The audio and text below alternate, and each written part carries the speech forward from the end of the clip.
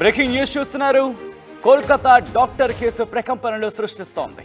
అవును, సిబిఐ రంగంలోకి దిగడంతో పరిణామాలు మారుతున్నాయి.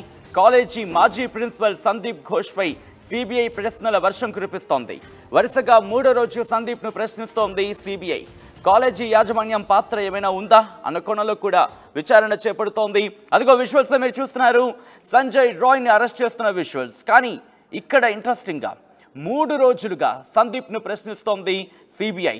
అవును, సందీప్ కాలేజీ మాజీ ప్రిన్సిపల్ సందీప్ ఘోష్పై 3 రోజులుగా సిబిఐ ప్రశ్నల వర్షం కురిపిస్తోంది.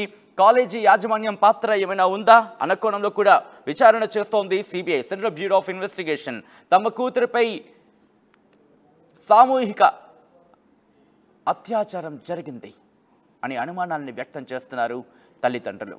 తోటి విద్యార్థులతో పాటు ప్రిన్సిపల్ అత్యాచారం చేశాడనే ఆరోపణలు కూడా ఇప్పుడు వినిపిస్తున్నాయంటే అర్థం చేసుకోవచ్చు ప్రస్తుతం ఎటువంటి కీలక మలుపు తిరుగుతోంది అనేది. పెద్ద తలకాయల పేర్లు బయటకు రాకుండా సంజయ్ రాయ్ని కేసులు ఇరికించి కేసు క్లోజ్ చేసే కుట్ర జరిగిందంటూ కూడా ఇక్కడ ఆరోపణలు వినిపిస్తున్నాయి. మెడికల్ మాఫియాకు సంబంధించి ఫిర్యాదు చేస్తుందన్న భయంతోనే తమ కూతుర్ని అత్యాచారం చేసి చంపారంటున్నారు తల్లిదండ్రులు. ఇన్ఫ్యాక్ట్ ముఖ్యంగా అభియాకు సంబంధించి అభియా తల్లి కూడా ఇదే అంశానికి సంబంధించి బయటకు వచ్చి మీడియాతో మాట్లాడినప్పుడు తమ కూతురిపై ఎటువంటి అఘాయిత్యం జరిగిందో కళ్ళకు కట్టినట్లు ఆమె వివరించే ప్రయత్నం చేశారు. తమ కూతురికి సంబంధించి తాను చనిపోయిన తర్వాత ఆత్మహత్య చేసుకుందని చెప్పి ఫోన్ కాల్ వచ్చిందంటూ కూడా చెప్పుకొచ్చారు. కానీ ఘటన జరిగిన తీరును చూస్తే ఎటువంటి దిగ్భ్రాంతి కలిగింది. ఆ ఘటన చూస్తేనే ఒక తల్లిగా, ఒక మహిళగా, ఒక సాటి మనిషిగా అర్థమవుతుంది అక్కడ పరిస్థితి ఏంటి అనేది. అలాంటి సందర్భాన్ని ఆత్మహత్యగా ఎలా చెబుతారంటూ కూడా అసిస్టెంట్ సూపరింటెండెంట్ కాల్ చేశారంటూ కూడా జాతీయ కథనాల్లో వచ్చిన సందర్భాన్ని చూశాను. ఇన్ఫ్యాక్ట్ అభయ తల్లి కూడా మాట్లాడితే అంశాన్ని ఆమె తన బాధలో వర్ణించారు. తన కూతురి మీద జరిగిన ఇన్ఫ్యాక్ట్ ఆ పరిస్థితిని వివరించిన సందర్భంలో ఆమె కన్నీటి పర్యంతమయ్యారు. ఏ తల్లికి ఇటువంటి పరిస్థితి రాకూడదు, ఏ బిడ్డకి ఇలా జరగకూడదు. ప్రస్తుతం ఈ కేసు అంశంలో పెద్ద తలకాయల పాత్ర ఉందా అంటే అవుననే మాటే వినిపిస్తోంది. ఆ కోణంలో కూడా పోలీసుల దర్యాప్తు జరుగుతోంది. సెంట్రల్ బ్యూరో ఆఫ్ ఇన్వెస్టిగేషన్ రంగంలోకి దిగింది. మాజీ ప్రిన్సిపల్ సందీప్ ఘోష్పై 3 రోజులుగా ప్రశ్నల వర్షం కురిపిస్తుందంటే అర్థం చేసుకోవచ్చు ఇక్కడ పరిస్థితి. అసలు ఎందుకు సందీప్ ఘోష్ని విచారిస్తోంది అనేది ఇక్కడ కీలకమైన ప్రశ్న అందరి మధ్యలో కూడా మెదులుతోంది. ఇది కూడా నేను చెప్పే ప్రయత్నం చేస్తాను. సందీప్ ఘోష్కి సంబంధించి ఆయన ప్రిన్సిపల్గా ఉన్న సందర్భంలోనే ఆర్జే కార్ హాస్పిటల్కి సంబంధించి అక్కడ అభయాపై హత్యాయత్నం జరిగింది, అత్యాచారం జరిగింది. ఆమె మరణించింది, ఆమెను చంపేశారు. అయితే ఆమె చనిపోయిన తర్వాత తల్లిదండ్రులకు ఏమని చెప్పారో తెలుసా? ఇన్ఫ్యాక్ట్ జాతీయ కథనాలు కావచ్చు, లేకపోతే వాళ్ళ కుటుంబ సభ్యులు చెబుతోంది ఏంటంటే తమ కూతురు ఆత్మహత్య చేసుకుంది అని. నమ్మగలవా? ఆ ఫోటోలు కానీ ఆ వీడియోలు కానీ చూస్తే సోషల్ మీడియాలో నిన్న అంటే ఒక 24 గంటలుగా ఒక వీడియో వైరల్గా మారింది. అది ఎంతవరకు నిజం అనేది మనం ధృవీకరించలేం. కానీ ఒకవేళ అదే కనుక నిజమైతే ఆ పరిస్థితి ఏంటి అనేది అర్థమవుతుంది. కొన్ని విజువల్స్ యూట్యూబ్ గైడ్లైన్స్కి అనుగుణంగా వేయలేకపోతున్నాం. మీకు ఇబ్బంది కలిగించే విజువల్స్ అవి. ఆ విజువల్స్ మిమ్మల్ని కాస్త కలవరపడి గురి చేసే అవకాశం ఉంటుంది. కాబట్టి దీనికి సంబంధించి మీకు చూపించే ప్రయత్నం చేయలేకపోతుంది ఆర్టీవీ. అయితే ఆ నేపథ్యంలోని ఆమె తల్లి, అభయ తల్లి వెంటనే మీడియాతో మాట్లాడింది. కన్నీటి పర్యంతమైంది. తన కూతురు చనిపోయిన సందర్భాన్ని, తాను చూసిన తీరుని ఆమె ఘోషించింది. ఎందుకు ఆలస్యం చేశారు? తాను ఆత్మహత్య చేసుకుందా? అలా చెప్పడానికి మీకు మనసు ఎలా వచ్చింది? కనీసం ఘటన చూస్తే ఆత్మహత్య చేసుకున్న తీరాదే అంటూ కన్న తల్లి ప్రశ్నించిందంటే అర్థం చేసుకోవచ్చు ఈ కేసుని ఎక్కడో మలుపు తిప్పే ప్రయత్నం జరుగుతోంది. ఈ కేసుని డైవర్ట్ చేసే ప్రయత్నాలు జరుగుతున్నాయి అనే సందేహానికి అక్కడే బలం చేకూర్చింది. ఇక్కడ ప్రిన్సిపల్ సందీప్ ఘోష్కి సంబంధించి దాని నుంచి మీకు చెప్తా ఉంటున్నాను. ఎందుకు ప్రిన్సిపల్ సందీప్ మీద ఈ వ్యవహారం కాన్సన్ట్రేషన్ ఎక్కువైందంటే కనుక ఆయన మాజీ ప్రిన్సిపల్. ఈ ఘటన జరిగిన తర్వాత సాధారణంగా ఏం చేయాలి? ఏ ప్రభుత్వం అయినా అతన్ని సస్పెండ్ చేయాలి.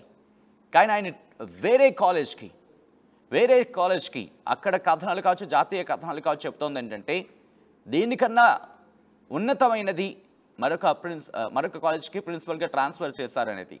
ఇక్కడ ప్రభుత్వం మీద విమర్శలు వస్తున్నాయి. వచ్చిన తర్వాత హైకోర్టు దృష్టికి వెళ్ళింది ఈ ఘటన. హైకోర్టు మొటికలేసింది. బహుశా రాష్ట్రాల్లో హైకోర్టులు ఉన్నాయి కాబట్టి ఇంకా న్యాయం తన కాళ్ళ మీద తాను నడుస్తోంది అనే మాట వినిపిస్తూ ఉంటుంది.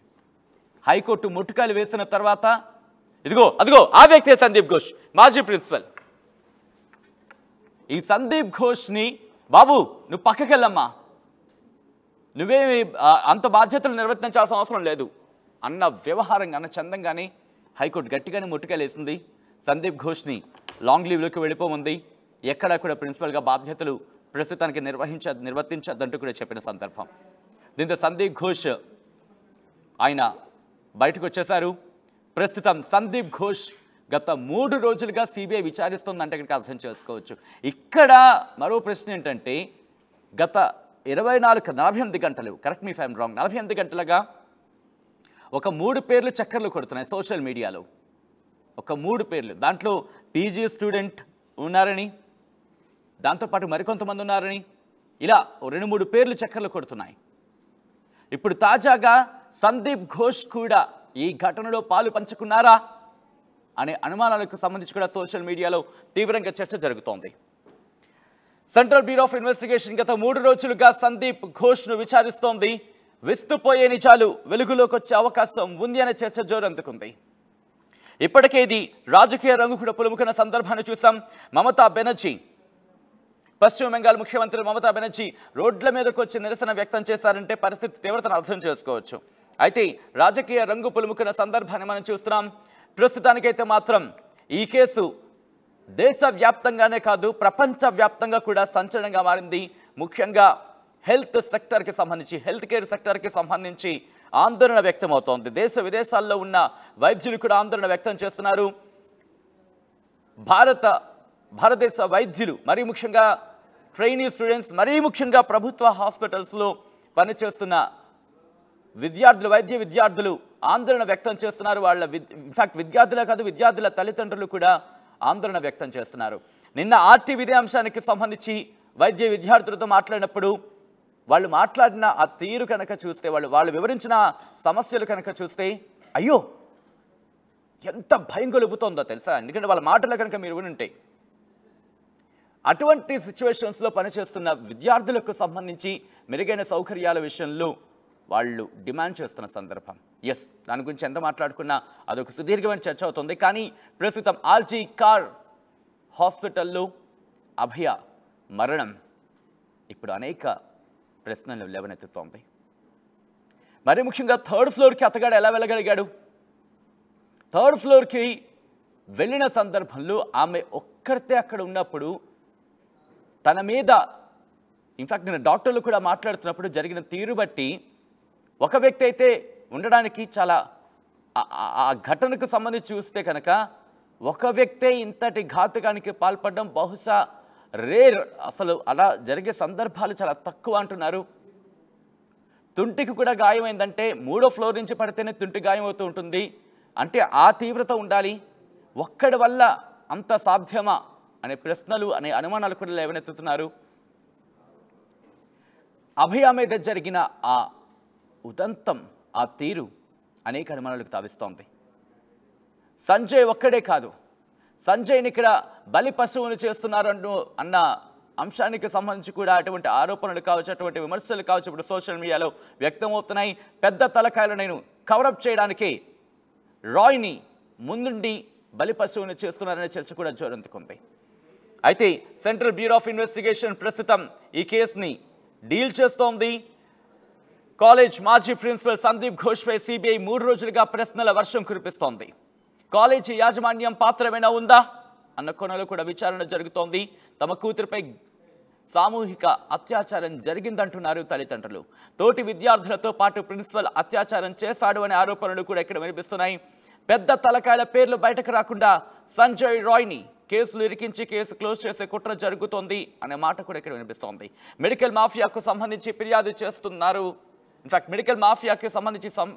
మెడికల్ మాఫియాకు సంబంధించి ఫిర్యాదు చేస్తుంది అన్న భయంతోనే తమ కూతుర్ని అత్యాచారం చేసి చంపారంటున్నారు తల్లిదండ్రులు.